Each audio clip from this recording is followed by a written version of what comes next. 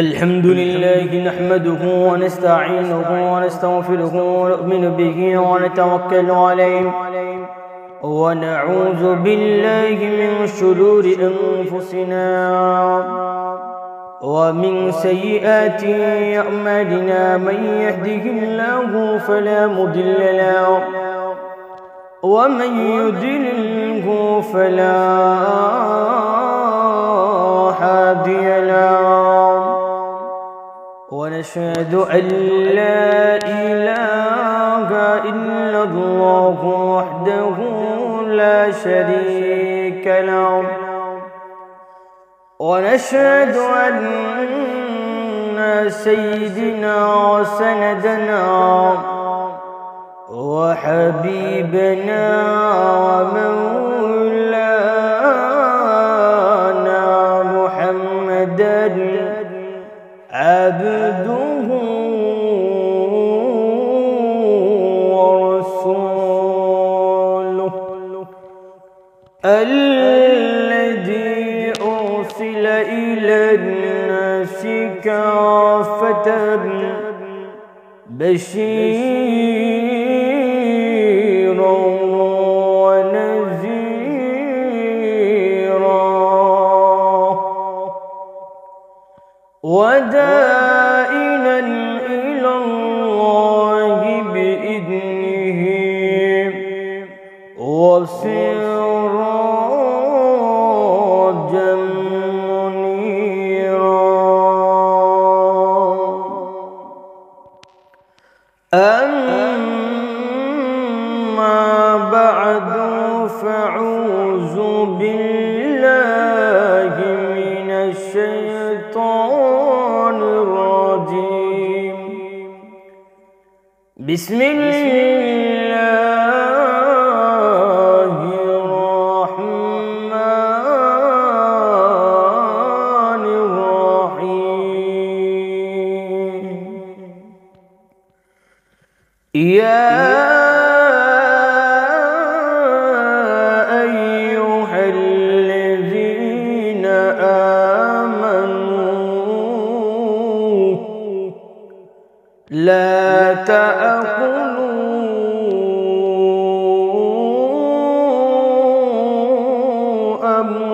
أموالكم بينكم بالباطل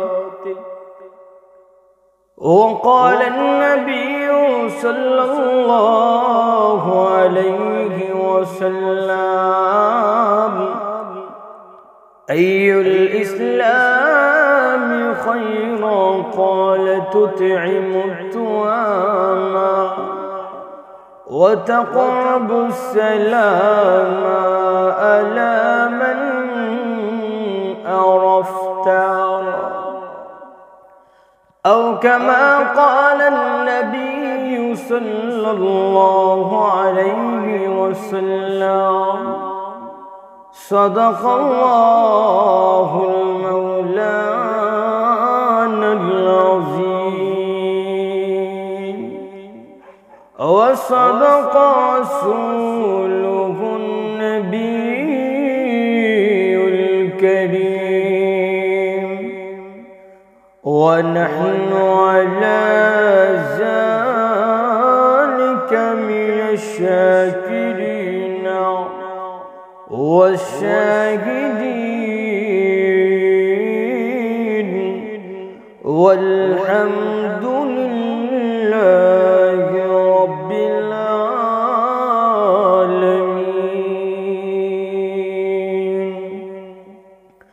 الحمد لله মহান আল্লাহ রাব্বুল আলামিনের নিকট লাখ শুকর আদায় করছি যে রব্বুল আলামিন আমাদেরকে দুনিয়াবি ফাহশা কাজ থেকে ফারেক রেখে আল্লাহ রাব্বুল আলামিন কোরআন এবং সুন্নাহর নীতিমালা এবং কোরআন এবং সুন্নাহকে আমাদের রিসার্চ করার জন্য এবং কোরআন এবং সুন্নাহ থেকে মানবাধিকার প্রতিষ্ঠার জন্য আল্লাহ রাব্বুল আলামিন একটি সুন্দর একটি মজলিসের ভিতরে আল্লাহ সুবহানাহু ওয়া তাআলা আমাদেরকে কিছু কথা বলা এবং শোনার তৌফিক এনায়েত করেছেন। এই জন্য অন্তরের স্তর থেকে রিজি মাখা কণ্ঠে আল্লাহ রাব্বুল আলামিনের নিকট শুকর আদায় করি আলহামদুলিল্লাহ। মহাগ্রন্থ আল কোরআন কারীম থেকে সূরাতুন নিসা এর 29 নম্বর আয়াত আপনার সামনে তেলাওয়াত করেছি। এই আয়াতকে সামনে রেখে মহান আল্লাহ রাব্বুল আলামিন যদি আমাকে তৌফিক এনায়েত করে তাহলে কিছু কথা বলবো, আমার তৌফিকই ইল্লা বিল্লাহ। আল্লাহ রাব্বুল আলামিন আমার আয়াতে কি বলেন আসুন আমরা জেনে নিই। আল্লাহ বলেন ইয়া আইয়ুহাল্লাযীনা আমানু লা তা'কুলু أموالكم بينكم بالباطل। আল্লাহ বলেন, হে ঈমানদারের দলেরা, তোমরা অন্যায়ভাবে অন্য সম্পদগুলো তোমরা আত্মসাৎ করিও না। তাহলে বোঝা গেল আমার তেলাওয়াত কিন্তু আয়াতটাও ইঙ্গিত করছেন অন্য সম্পদের সাথে যদি আমরা লোভ লালসা না। আজকে যেহেতু আমরা বিষয়বস্তু হিসেবে নিয়েছি মানবাধিকার প্রতিষ্ঠার জন্য কোরআন এবং সুন্নাহ কি বলে, এই আলোচনাটাকে আমরা কয়েকটা ভাগে ভাগ করব। নাম্বার 1, এই এক নাম্বার হচ্ছে আমাদের ব্যক্তিগতভাবে কিভাবে আমরা মানবাধিকার তথা শান্তি প্রতিষ্ঠা করতে পারি। 2 নাম্বার হচ্ছে আমাদের পারিবারিকভাবে কিভাবে শান্তি প্রতিষ্ঠা করতে পারি। কেননা আমরা যদি মনে করেন ব্যক্তিগতভাবে শান্তি প্রতিষ্ঠা করে যদি ঘরের ভিতরে যদি শান্তি খুঁজে না পাওয়া যায় তাহলে এই শান্তি কোন সময় শান্তি। 3 নাম্বার মনে করেন ঘরও শান্তি পেয়ে ব্যক্তিও শান্তি হয়ে গেল, এবার সমাজের মধ্যে চলাফেরা করলেন আটকা ওড়াল করে দেয় ডেকার দা ফার দেয় একবার মেল তুলে মনে করেন এই সামাজিক ভাবে যদি শান্তি প্রতিষ্ঠা না করা হয় তাহলে একজন মানুষ কখনো তার নিরাপত্তা খুঁজে পাওয়া যায়। তাহলে 3 নম্বরে আমরা সামাজিক ভাবে কিভাবে শান্তি প্রতিষ্ঠা করা যায় এই বিষয়টাও আলোচনা করব। 4 নম্বরে আমরা যে বিষয়টা নিয়ে আলোচনা করব অর্থনৈতিক ভাবে কিভাবে শান্তি প্রতিষ্ঠা করতে পারি।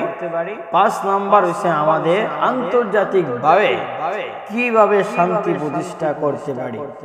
এই 5টা থেকে আমরা কয়েকটা ধাপে ধাপে আলোচনাগুলো করব ইনশাআল্লাহ। তো প্রত্যেকটা থেকে যদি আমরা বিষয়বস্তু হিসাবে নেই অনেকগুলো আমরা বিষয় নিতে পারি, জাস্ট আমরা কয়েকটা 4-5টা টপিকস আমরা ভিতরে নিব ইনশাআল্লাহ। এই 5টার ভিতরে যদি আমরা 5টা করেও যদি নেই 5-5 25টা টপিকস আজকে আমরা জেনে যাব ইনশাআল্লাহ। তাহলে আল মুকাদ্দিমাত মানে ভূমিকা হিসেবে আমরা বলতে পারি মানবাধিকার প্রতিষ্ঠার জন্য আল্লাহ রাব্বুল আলামিনের নবী মুহাম্মদুর রাসূলুল্লাহ সাল্লাল্লাহু আলাইহি ওয়াসাল্লাম বিভিন্ন ধরনের দিক নির্দেশনাগুলো দিয়েছেন এবং আল্লাহ সুবহানাহু ওয়া তাআলাও দিয়েছেন। কেননা আজকাল আমাদের সমাজের মধ্যে সবাই চায় শুধু শান্তিতে জীবন যাপন করতে, কেউ আর চায় না অশান্তির মতো জীবন যাপন করতে। তাহলে আসলে আমরা আলোচনার প্রথম অংশের ভিতরে প্রবেশ করি। নাম্বার 1, 1 নাম্বার হচ্ছে ব্যক্তিগতভাবে আমাদের শান্তি প্রতিষ্ঠা করতে। তাহলে ব্যক্তিগতভাবে যদি আমরা শান্তি প্রতিষ্ঠা করতে চাই ব্যক্তি থেকেই পরিবার এবং পরিবার থেকে সমাজ এবং সমাজ থেকেই হয় আমাদের পারিবারিক জীবন ইত্যাদি আরো বিভিন্ন ধরনের আমাদের রাষ্ট্রীয় একটা শান্তি হয়। তাহলে এই ব্যক্তি যদি ঠিক হয়ে যায়, একজন মানুষ যদি ঠিক হয়ে যায় তাহলে এর পরিবারও ঠিক হয়ে যাবে, ঠিক না? আবার যদি পরিবার ঠিক হয়ে যায় তার সমাজ ঠিক হয়ে যাবে, আবার সমাজ ঠিক হলে অর্থনৈতিক ও চাঙ্গা ঠিক হয়ে যাবে, আর অর্থনৈতিক ঠিক হলে আন্তর্জাতিক ভাবে একজন মানুষ শান্তি পেয়ে যাবে। সুবহানাল্লাহ। তাহলে আগে নিজে ঠিক হতে হবে, কারণ আল্লাহ বলেন ইয়া আইয়ুহাল্লাযীনা আমানু কু আনফুসাকুম ওয়া আহলিকুম নার।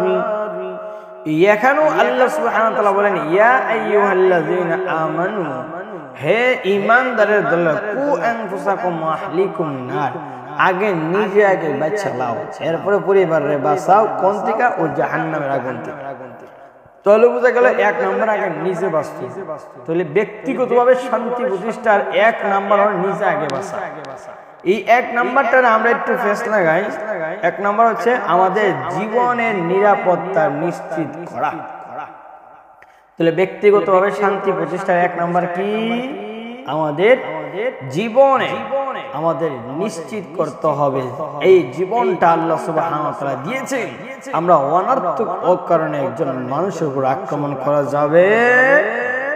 এজন্য আমার তেলাওয়াত আয়াতে আল্লাহ বলেন সূরাতুল বনি ইসরাঈল 33 নম্বর আয়াতে বলেন ولا تقربوا ولا تقتلوا النفس التي حرم الله إلا بالحق।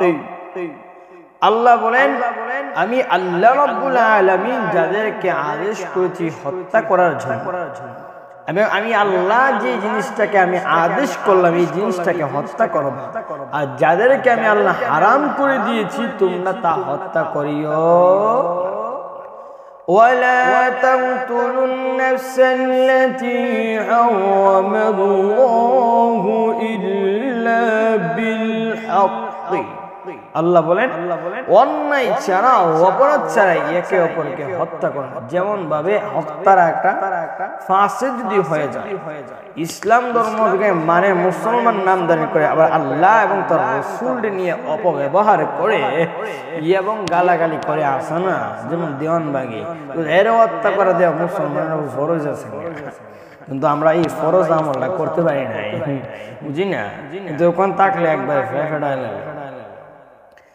আবার আসুন আরেকজন মানুষ যদি অন্যায় করে, মনে করেন অন্যায় অপরাধ ছাড়া একজন মানুষকে হত্যা করে ফেললেন, এই হত্যার বিনিময়ে যেটাকে বলা হয় ইসলামে বলা হয় কিসাস, হত্যার বিনিময়ে হত্যা করা ইসলামের 2 নম্বরে আসুন আল্লাহ সুবহানাহু ওয়া তাআলা কি বলেন, ইসলামী ব্যক্তি সম্মানার্থে একজন মানুষের ঘরের ভিতরে প্রবেশ করার জন্য অনুমতি নিয়ে নেবে।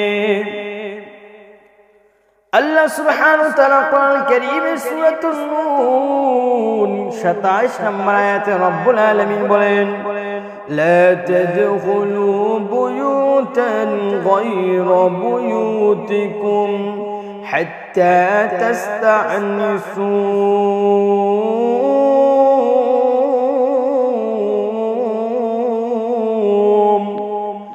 রব্বুল আলামিন বললেন ও গোলাম শোনো, তোমরা নিজেদের ঘর ব্যতীত অন্যের ঘরে যখন প্রবেশ করবা অনুমতি নিয়ে প্রবেশ করবা।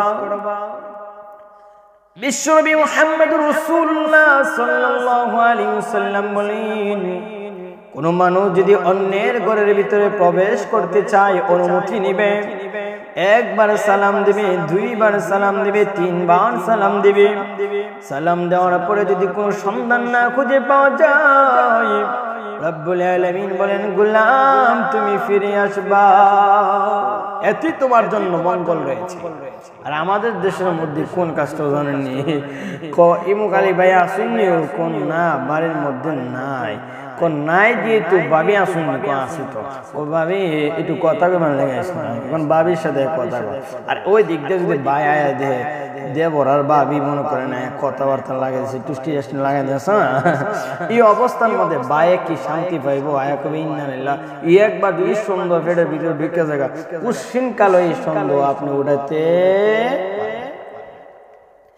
এজন্য আল্লাহ সুবহানাহু ওয়া তাআলা বললেন ব্যক্তিগতভাবে যদি তুমি শান্তি প্রতিষ্ঠা করতে চাও গোলাম শোনো আমি আল্লাহ বলি লা তাদখুলু বুয়ুতান গায়রা বুয়ুতিকুম। রব্বুল আলামিন বলেন তোমরা নিজ ঘর ছাড়া অন্যের ঘরের ভিতরে যখন প্রবেশ করবা অনুমতি নিয়ে প্রবেশ করবা, এটি তোমাদের কল্যাণ রয়েছে। বিশ্বনবী মুহাম্মদুর রাসূলুল্লাহ সাল্লাল্লাহু আলাইহি ওয়াসাল্লামের কাছে একজন সাহাবী এসে বললেন ইয়া রাসূলুল্লাহ ইয়া হাবিবাল্লাহ আমি আমার মার ঘরের ভিতরে প্রবেশের জন্য কি অনুমতি চাবো। নবীজি সাল্লাল্লাহু আলাইহি ওয়াসাল্লাম লক্ষ্য করে বললেন ও আমার সাহাবী শুনে নাও, তুমি কি তোমার মাকে উলঙ্গ অবস্থায় দেখতে পছন্দ করবা। সাহাবী ডাক দিয়া বলেন ইয়া রাসূলুল্লাহ ইয়া হাবিবাল্লাহ আমি আমার মাকে উলঙ্গ অবস্থায় দেখতে পছন্দ করব না। নবীজি বললেন, সাহাবী শুনো, আপন ঘরের ভিতরে মান ঘরের ভিতরে প্রবেশের জন্য 3 অবস্থায় অনুমতি নিয়ে প্রবেশ করবা। যখন ফজরের সময় হয়ে যায় ঘুম থেকে উঠবে ওই সময়, আর যখন দুপুর সময় হয়ে যায়, যখন আমরা গোসল ইস্তেঞ্জার সময় হয়ে যায় আপনার 1টা বাজে যখন হয়ে যায়, দুপুরের সময় হয়ে যায়, ওই সময় করবেন। আর যখন ঘুমাতে যায় ওই সময় অনুমতি চেয়ে নেবেন। আজ আমরা দেশের মধ্যে এই অবস্থান নাই। আয়া কুলিমালি ভাই আসুন না, একটু বাবির সাথে কথা বলে যায়, আর ওই দিক দিয়ে বায়াতে দিকা কইনারিল্লাহ আমার বউ মনে গেছে আরেক বেড়া, বুঝছেন না? এই জন্য আমরা ব্যক্তিগত শান্তির জন্য 2 নম্বরে অন্যের ঘরে প্রবেশের সময় আমরা কি করব ভাই? অনুমতি নিয়ে প্রবেশ করি। 3 নম্বর আল্লাহ বলেন, ব্যক্তিগতভাবে শান্তি প্রতিষ্ঠা যদি করতে চাও, আমি আল্লাহ রাব্বুল আলামিন বলি মানুষের সম্পদের নিরাপত্তা দিবা। একজন মানুষের সম্পদের নিরাপত্তা দিতে হবে। একজন মানুষকে এই সম্পদগুলোকে আত্মসাৎ করা যাবে। ভাবেন, আমি লিডার হয়ে গেলাম, চেয়ারম্যান হয়ে গেলাম, মেম্বার হয়ে গেলাম, পার্লামেন্টে এমপি হয়েছে, দেশের প্রধান হয়ে গেছে, এই প্রধান হয়ে গেছে আমার ক্ষমতা, তার কারণে সবাই না মৃত্যুবরণ করলে বুঝবা পাচ্ছি যা। আল্লাহ বলেন সূরাতুন নিসা এর 29 নম্বর আয়াতের মধ্যে বলেন, ইয়া আইয়ুহাল্লাযীনা আমানু লা তাকুলু আমওয়ালাকুম বাইনাকুম বিল বাতিল। রব্বুল আলামিন বলেন, ওহে মুমিনের দলেরা, তোমরা অন্যায়ভাবে, আল্লাহ সুবহানাহু ওয়া তাআলা বললেন, অন্যায়ভাবে মানুষের সম্পদগুলোকে আত্মসাৎ করিও না। এখন দেখবি হে আছে সম্পদ আছে, আরেকজনের সম্পদ গিয়ে আত্মসাৎ করে, আছে না? গুণের হক আদায় করে না, ভাইয়ের হক আদায় করে না। 4 ভাই মিল্লা 2 ভাইয়ের না জায়গা সম্পত্তি দিয়া নিজের নামে সব সম্পত্তি নিয়ে নেই, নাই 4 বোনের না দিয়া 4 ভাই মিলে সব নোংরা, এমন ডাকাত গুলো আছে। আল্লাহ বলেন, ইয়া আইয়ুহাল্লাযীনা আমানু লা তাকুলু আমওয়ালাকুম বাইনাকুম বিল বাতিল। তোমরা যদি মুমিন মুত্তাকিন হয়ে যাও, আমি আল্লাহ রাব্বুল আলামিন আদেশ হলো তোমরা অন্যায় ছাড়া মানুষের মাল সম্পদগুলো আত্মসাৎ। এরপরে আসুন ব্যক্তিগতভাবে শান্তি প্রতিষ্ঠার জন্য 4 নম্বরে আল্লাহ সুবহানাহু ওয়া তাআলা বললেন, ব্যক্তি জীবনের পরস্পর সদাচরণগুলো করবা। সদাচরণ করবে, একে অপরের সাথে কি করতে হবে প্রিয় ভাইরা? ভালো আচরণগুলো করতে হবে। সূরাতুল জাসিয়ার 15 নম্বর আয়াতে রব্বুল আলামিন বলেন, বান্দা শোনো, যে ব্যক্তি সৎ কর্ম করে তারই, তুমি যে ভালো কাজগুলো করছো এই ভালো কাজগুলো তোমারই, তুমি যে খারাপ কাজগুলো করেছো এই খারাপ কাজগুলো তোমারই। তাহলে ভালো কাজও তোমার, খারাপ কাজও। তুমি অন্যের খারাপ কাজ করে ভাববো না যে তুমি অনেক ধরনের কাজ করে বলছো, না ভাই এটা তোমারই। তাহলে আমরা 1 নম্বর আমরা মোটামুটি আর লম্বা না করি, ব্যক্তিগতভাবে শান্তি প্রতিষ্ঠার জন্য আমরা মোটামুটি 4টা আলোচনা করলাম। এবার আসুন দ্বিতীয় স্টেপে, যে আমরা পারিবারিকভাবে আমরা শান্তি কিভাবে প্রতিষ্ঠা করতে পারি। আমরা পরিবারের ভিতরে মা বাবা, ভাই বোন, সন্তান, ছেলে মেয়ে ইত্যাদি আমরা সবাইকে নিয়ে মূলত আমরা একটা পরিবার গঠন করি। এই পরিবার গঠন করতে চাইলে, এই পরিবারের শান্তি প্রতিষ্ঠা করতে চাইলে, তাহলে আমরা পিতা মাতার প্রতি আমরা সদাচরণ এবং সম্মান দেখাতে হবে। আল্লাহ সুবহানাহু ওয়া তাআলা সূরাতুল বানী ইসরাঈল 23 নম্বর আয়াতে বলেন, ওয়া ক্বাযা রাব্বুকা আল্লা তা'বুদু ইল্লা ইয়্যাহু ওয়া বিল ওয়ালিদাইনি ইহসানা। আল্লাহ বলেন, তোমার রব আদেশ দিয়েছে যে তোমরা তাকে ছাড়া কারো ইবাদত বন্দেগি করো না। তাহলে আল্লাহর ছাড়া কাউকে ইবাদত বন্দেগি করবে না। আর পিতা মাতার সাথে সদাচরণ করো। আল্লাহ বলেছেন সদাচরণ করবা কার সাথে? পিতা মাতার সাথে। এবং আমরা এখন পিতা মাতার সাথে সদাচরণ না করে এখন পীর বাবার কাছে গিয়ে সদাচরণ করি, আছে না? এই জন্য আল্লাহ বলেন তোমার মার সাথে সদাচরণ করবা। বিশ্বনবী মুহাম্মদ সাল্লাল্লাহু আলাইহি ওয়াসাল্লামের কাছে আবু হুরায়রা রাদিয়াল্লাহু তাআলা আনহু বর্ণিত এক হাদিসে পাওয়া যায়, নবী সাল্লাল্লাহু আলাইহি ওয়াসাল্লাম কাছে বলেন, ইয়া রাসূলুল্লাহ, আমার বাবাও আছে মাও আছে, কার হক বেশি? নবী বলেন, সুম্মা উম্মুকা। আবার বললেন, ইয়া রাসূলুল্লাহ, কার হক বেশি? পয়গম্বর সাল্লাল্লাহু আলাইহি ওয়াসাল্লাম বলেন, সুম্মা উম্মুকা। নবীকে আবার প্রশ্ন করা হলো, ইয়া রাসূলুল্লাহ, কার হক বেশি? নবী বলেন, সুম্মা উম্মুকা। চতুর্থবারে বলেন, সুম্মা আবুকা আদনাকা। তাহলে তোমার চতুর্থবারে তোমার বাবার হকের কথা বলা হয়েছে। আমরা কোরআনের ভিতরে যদি আমরা রিসার্চ করি যে বাবার সম্মান কেন একবার, মার সম্মান 3 বার দেওয়া হলো। 1 নাম্বার হলো মা 10 মাস 10 দিন পেটের মধ্যে রাখে। 2 নাম্বার হলো মা তোমাকে প্রসব বেদনা তোমার মা করে, বাবা করে নাই। 3 নাম্বার হলো 2 বছর যাবত তোমাকে দুধ পান করে, এটা বাবা করে না বরং মা। 2 নাম্বার আসুন আল্লাহ সুবহানাহু ওয়া তাআলা কি বলেন, পারিবারিকভাবে শান্তি প্রতিষ্ঠার জন্য স্বামী স্ত্রী পরস্পরে একে অপরের উপর হক রয়েছে। এই একে অপরের হক গুলো সঠিকভাবে আদায় করতে হবে। এবার মার সাথে তো সঠিক ব্যবহার করলে, তাহলে মার সাথে করার পরে এখন আমার স্ত্রী আছে, আপনার স্ত্রী আছে, স্ত্রীর সাথে হক আদায় করতে হবে না? যদি না করেন তাহলে আপনারা 12টা বাজাই দিন। আল্লাহ বলেন সূরাতুল বাকারা 228 নম্বর আয়াতে বলেন, ওয়ালাহুন্না মিসলুল্লাযী আলাইহিন্না বিল মা'রুফ। আল্লাহ রাব্বুল আলামিন বলেন, মানুষের পুরুষদের উপরে নারীদের যেভাবে অধিকার রয়েছে, ও মানুষ শোনো, আমি আল্লাহ বলি নারীদেরও তেমন ভাবে অধিকার রয়েছে। এজন্য চলে আসুন, পুরুষরা নারীদের উপরে কি কি অধিকার রয়েছে আর নারীরা পুরুষদের উপরে কোন কোন অধিকার রয়েছে। 1 নাম্বার হলো, স্বামী যখন বলবেন হালাল হয়েছে কোরআন সুন্নাহর নীতিমালা অনুযায়ী, স্বামী যদি আপনাকে বলে উঠতে আপনিও উঠবেন, আপনাকে যদি বলা হয় বসতে আপনিও বসবেন। কেন আল্লাহ রাব্বুল আলামিন বলেন, ইয়া আইয়ুহাল্লাযীনা আমানু আতিউল্লাহ ওয়া আতিউর রাসূল ওয়া উলিল আমরি মিনকুম। রাব্বুল আলামিন বলে, ও ঈমানদারের দলেরা, রাসূলকে আনুগত্য করো, আল্লাহকে অনুকরণ আনুগত্য করো। ওয়া উলিল আমরি মিনকুম, তোমাদের যারা নেতা আছে তাদেরকে অনুকরণ করো, যদি কোরআন সুন্নাহর নীতিমালা ফলো করে নেই।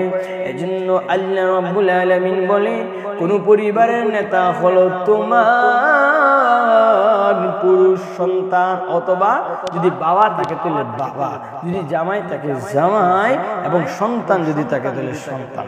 তাহলে ধাপে ধাপে এটা নেতা হয়ে যায়। এজন্য আপনার যদি স্বামী স্ত্রী একে অপরের অধিকার রয়েছে, স্ত্রীর প্রশংসা করবেন। তুমি সুন্দর তাই সে তা কি বলো, সে কি মোর পড়া। এই কথা না কয়ে যদি বলো, এমন গ্রামে গেছিলাম, এমন জায়গার মধ্যে একটা ভাবি দেখছিলাম সুন্দর, কেননা সুন্দর কথা আল্লাহ বলছেন, নিজে বলছেন, লাকাদ খালাকনাল ইনসানা ফি আহসানি তাকওয়িম। নিশ্চয় আমি আল্লাহ মানুষকে সুন্দর করে বানাইলাম। এত সুন্দর কোন অন্য কোন মাখলুককে আল্লাহ বানান না। এই সুন্দরের প্রশংসা করে দেখবেন চমৎকার ভাবে আপনার স্ত্রী আপনার মায়া মহব্বতে। আর একটা স্ত্রীর উপর হক আছে, আপনি যা খাবেন সমান স্ত্রীকে খাওয়াবে, আপনি যা ভরণ পোষণ করছেন স্ত্রীকে এমন ভাবে ভরণ পোষণ করাবে। 3 নাম্বার আসুন আল্লাহ সুবহানাহু ওয়া তাআলা কি বললেন, পারিবারিক শান্তি যদি প্রতিষ্ঠা করতে চাও, আত্মীয় স্বজনের সাথে খোঁজ খবর নিও গো। এ ভাই, আজ আমাদের দেশের মধ্যে আত্মীয় স্বজনের খোঁজ খবর নিবে দূরের কথা, তাদের কাছে ফোন আইলো বলে ফোন আই বলছে, আপনার সাথে দিতাম আসলাম না বলে ফোন আই বলছে। এই চিন্তা আছে না নাই? আমার লাইফে অনেক আত্মীয় আছে, বনি ইসরাঈলের 26 নম্বর আয়াতে আল্লাহ রাব্বুল আলামিন বললেন, বান্দা শোনো, আত্মীয় স্বজন তাদের অধিকার একে অপরের অধিকার প্রদান তোমরা করো। একে অপরের অধিকার রয়েছে, অধিকার প্রদান করো। আত্মীয়দেরকে ইনভাইট করেন, আত্মীয় স্বজনদেরকে আপনার সাথে একটা ভালো একটা সম্পর্ক করেন, আন্ডারস্ট্যান্ডিং করেন, তাহলে দেখতে পাবেন আপনার পারিবারিকভাবে আপনার শান্তি প্রতিষ্ঠা করতে পারবেন। 3 নম্বর আসুন আমরা আর লম্বা না করি, 3 নম্বর আসুন আমরা কি করতে পারি। আল্লাহ রাব্বুল আলামিন বলে সামাজিক জীবনে মানে সামাজিক যে জীবন যাপন করবেন, সমাজে যে আপনি বসবাস করবেন, এই বসবাসের জন্য আপনার শান্তি প্রতিষ্ঠা করতে হবে। নাম্বার 1, 1 নম্বরে আল্লাহ বলেন তোমরা চুরি ডাকাতি আছে বন্ধ করে ফেলবা। সূরাতুল মাইদান 38 নম্বর আয়াতে আল্লাহ বলেন ওয়াসারিকু ওয়াসাইকাতু ফানতু আইদিয়াহুমা। আমি আল্লাহ রাব্বুল আলামিন বলি, আমি আল্লাহ সুবহানাহু ওয়া তাআলা বলি, ওহে মানুষের দলেরা, পুরুষ চোর হোক নারী চোর হোক তাদের হাত কেটে দাও। আইদিয়াহুমা জাযাআম বিমা কাসাবানা কালাম মিনাল্লাহ। এটা আল্লাহ সুবহানাহু ওয়া তাআলার পক্ষ থেকে এছে বরকত আছে। 2 নম্বর আল্লাহ রাব্বুল আলামিন বলেন সর্বপ্রকার হত্যাগুলোকে সমাজের মধ্যে নিষিদ্ধ করে দিবা। এজন্য আল্লাহ সুবহানাহু ওয়া তাআলা কোরআন কারীমে সূরাতুল বাকারা 178 নম্বর আয়াতে বলেন কুতিবা আলাইকুমুল কিসাস। আল্লাহ সুবহানাহু ওয়া তাআলা বলেন নিয়তের ব্যাপারে তোমাদের জন্য কিসাসের বিধান রয়েছে। আল্লাহ বলেন স্বাধীন পুরুষ যদি হত্যা করে ফেলে, স্বাধীন পুরুষকে হত্যা করবে। কোন কৃতদাস যদি কোন কৃতদাসকে হত্যা করে ফেলে, কৃতদাসকে হত্যা করে ফেলবে। নারীর বিনিময়ে নারী তাদেরকে দণ্ডিত করতে হবে। এখন যদি বাবা সন্তান মেয়ে যদি অপরাধ করে ফেলে, বাবা এসে আমার অপরাধ দাও, আমার মেয়ের অপরাধের শাস্তি আমার মাথা বেটে দাও, না এটা হবে না। কিসাস বলে নারীর অন্যায় যে করেছে তার অন্যায় শাস্তি। 4 নম্বর আসুন ব্যক্তিগতভাবে আমরা যদি করতে চাই, আমাদের সমাজের মধ্যে জিনা বিবিচার বন্ধ করতে হবে। আমাদের সমাজের মধ্যে अवेलेबल জিনা বিবিচার সূরাতুন নূরের 2 নম্বর আয়াতে আল্লাহ রাব্বুল আলামিন বলেন আয-যানিয়াতু ওয়াজ-যানি ফাজলিদু কুল্লা ওয়াহিদিন মিনহুমা মিআতা জালদাতিন। রাব্বুল আলামিন বলেন আমি আল্লাহ বলে বেবিচারী নারী বেবিচারী পুরুষ তাদেরকে 100টা বেতের আঘাত দাও। বিশ্বনবী মুহাম্মদুর রাসূলুল্লাহ সাল্লাল্লাহু আলাইহি ওয়াসাল্লামের সাহাবী জাবির রাদিয়াল্লাহু তাআলা হতে বর্ণিত নবীজি বললেন, ও আমার সাহাবীরা শুনে নাও, আমি নবী কি তোমাদেরকে একটি পথ দেখাবো না?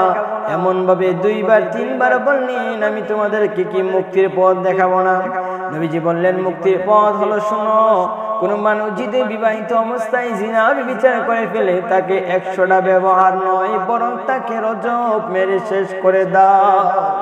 100টা বেতের আঘাত নয় বিবাহিত অবস্থায় করলে। রাসূলুল্লাহ বলেন শোনো, অবিবাহিত অবস্থায় কেউ যদি জিনা করে 100টা বেতের আঘাত দিবে, 1 বছর লাগে দেশান্তর করবা। এই হাদিসে সরার মধ্যে পাওয়া যায়। আবু হানিফা রাহমাতুল্লাহ আলাইহি বলেন 100টা বেতের আঘাত দিবা, 1 বছরের জন্য দেশান্তর করার কোনো প্রয়োজন। রাসূলুল্লাহ সাল্লাল্লাহু আলাইহি ওয়াসাল্লামের কাছে একজন জনৈক মহিলা এসে বললেন, ইয়া রাসূলুল্লাহ, ইয়া হাবিবাল্লাহ, ওগো নবীজি, আমি আমার কাজের ছেলের সাথে জিনা করলাম, আমি বিবাহিত অবস্থায়। নবী ডাক দিয়া বলেন কাজের ছেলে কি বিবাহিত না অবিবাহিত? নে বলে অবিবাহিত। নবী ডাক দিয়া বলেন উনাইস, ওই মহিলারে তুমি রজব মারো আর ওই যুবকরে 100টা বেতের আঘাত দাও। ইসলামী যদি হুকুমত কায়েম হয়ে যায়, এমন ভাবে এসে বলবেন হুজুর আমি অন্যায় করছি, অপরাধ করছি। তাহলে আমরা মোটামুটি আমরা সর্বশেষ আমরা এটা নিই যে আমাদের সামাজিক ভাবে যদি আমরা শান্তি প্রতিষ্ঠা করতে চাই, প্রত্যেককে আমরা ভাই ভাই মনে করব। সূরাতুল হুজরাতের 10 নম্বর আয়াতে বলেন ইন্নামাল মুমিনুনা ইখওয়াত। রব্বুল আলামিন বলেন মুমিনরা পরস্পরের ভাই। ভাই ভাইকে সবসময় আমরা আমাদের সমাজের ভিতরে রাখতে হবে। তাহলে আমরা মোটামুটি আলোচনা 5টা স্থানের মধ্যে আমরা মোটামুটি 3টে স্থান আমরা শেষ করলাম। 4 নম্বরে আমরা প্রবেশ করি, 5 নম্বর বলে আমরা আলোচনাটা শেষ করে ফেলবো ইনশাআল্লাহ। অর্থনৈতিকভাবে যদি আমরা সমাজ প্রতিষ্ঠা করতে চাই, মানে শান্তি প্রতিষ্ঠা করতে চাই, অর্থ ছাড়া মানুষের জীবন অচল, একদম মানুষের জীবন অচল হয়ে যায়। তাহলে আমাদের অর্থনৈতিকভাবে আমরা যদি করতে চাই, 1 নম্বর আমরা জাকাত প্রতিষ্ঠা করতে হবে, নামাজের পরে জাকাত। আল্লাহ বলেন আকিমুস সালাত ওয়া আতুজ যাকাত, সূরাতুল বাকারা 43 নম্বর আয়াতে বলেন ওয়া আতুজ যাকাত, তোমরা যাকাত প্রদান করো। যাদের উপর যাকাত দেওয়া ফরজ হয়েছে তারা যেন যাকাত কি করে ভাই প্রদান করে। 2 নাম্বার হলো সুদকে আমি আল্লাহ নিষিদ্ধ করে দিয়েছি, সূরাতুল বাকারা 275 নম্বর আয়াতে বলেন ওয়া আহাল্লাল্লাহুল বাই'a ওয়া হারামার রিবা, রব্বুল আলামিন বলেন আমি ব্যবসাকে হালাল করে দিলাম, সুদকে হারাম করে দিয়েছি। সুদ একবার। 3 নাম্বার আমি আল্লাহ বলি সম্পদ শোষণ এবং বন্টনের ব্যাপারে তোমরা ঠিকঠাক থাকবা। ধনীদের সম্পদগুলো আপনারা আত্মসাৎ করবেন না, বন্টনগুলো ইনসাফগুলো আপনার করতে হবে। 4 নাম্বার সর্বপ্রকার অপচয়গুলোকে নিষেধ করে দিয়েছেন আল্লাহ সুবহানাহু ওয়া তাআলা। বলেন কোরআন কারীমে সূরাতুল বনী ইসরাঈলের 27 এবং 28 নম্বর আয়াতের মধ্যে বলেন এবং 26 নম্বর আয়াতে আল্লাহ সুবহানাহু ওয়া তাআলা বলেন তোমরা অপব্যবহার করো না, নিশ্চয়ই অপব্যবহারকারী শয়তানের ভাই। তাহলে আমরা অপব্যবহার করা যাবে না, আমরা যদি শয়তানের ভাই না হই। এরপর আসুন আমরা জাতীয়ভাবে আমরা শান্তি প্রতিষ্ঠা করে আমরা আলোচনাগুলো আমরা শেষ করে নেব ইনশাআল্লাহ। আমরা মূলত আলোচনা করেছিলাম শান্তি কিভাবে আমরা প্রতিষ্ঠা করতে চাই মানব জাতি। জাতীয়ভাবে আমরা ইনশাআল্লাহ আমরা আলোচনাটা করে আমরা একবারে শেষ করে দেব। তো আমরা যে জাতীয়ভাবে আমরা শান্তি প্রতিষ্ঠা করতে চাই, নাম্বার 1 নাম্বার হচ্ছে সৎ এবং তাকওয়াবান আমাদের নেতা নির্বাচন করতে হবে। যে নেতা আল্লাহ সুবহানাহু ওয়া তাআলা সূরাতুল হুজরাতে 13 নম্বর আয়াতে বলেছেন, আল্লাহ সুবহানাহু ওয়া তাআলা বলেন তোমাদের মধ্যে ওই ব্যক্তিকে আল্লাহর নিকট অধিক সম্মান, যে অধিক তাকওয়াবান ব্যক্তি, যারা অধিক তাকওয়াবান ব্যক্তি তারাই আল্লাহ সুবহানাহু ওয়া তাআলার কাছে অনেকটা সম্মানিত। 2 নম্বরে আল্লাহ সুবহানাহু ওয়া তাআলা বললেন বান্দারে শুনে রাখো রাষ্ট্রের সর্বভৌমত্বের মালিক একমাত্র আল্লাহ, এই জিনিসটা তোমরা শিখে করতে হবে। এরপর আল্লাহ সুবহানাহু ওয়া তাআলা বলেন তোমরা যা কিছু করো না না করো সবকিছু তোমরা পরামর্শের মাধ্যমে করবা। এরপর আল্লাহ সুবহানাহু ওয়া তাআলা বলেন তোমরা জাতীয় ঐক্য করবা, ওয়াতাসিমু বিহাবিলিল্লাহি জামিআন ওয়া লা তাফারাকু, তোমরা ঐক্যবদ্ধের মাধ্যমে তোমরা একটা ফায়সালা নিবা। তাহলে আমরা মোটামুটি ভাবে আমরা যে বিষয়টা নিয়ে মূলত আমরা আলোচনা করেছিলাম সেই বিষয়টা হচ্ছে মানবাধিকার কিভাবে আমরা শান্তি প্রতিষ্ঠা করতে চাই। এটা আমরা কয়েকটা ভাগে ভাগ করেছি, আমরা মোটামুটি 5টা ভাগে আলোচনা করেছি। এই 5টি ভাগের জন্য আল্লাহ সুবহানাহু ওয়া তাআলা আমাদেরকে আমল করার তৌফিক দিক, আমিন। আসসালামু আলাইকুম ওয়া রাহমাতুল্লাহি ওয়া বারাকাতুহু।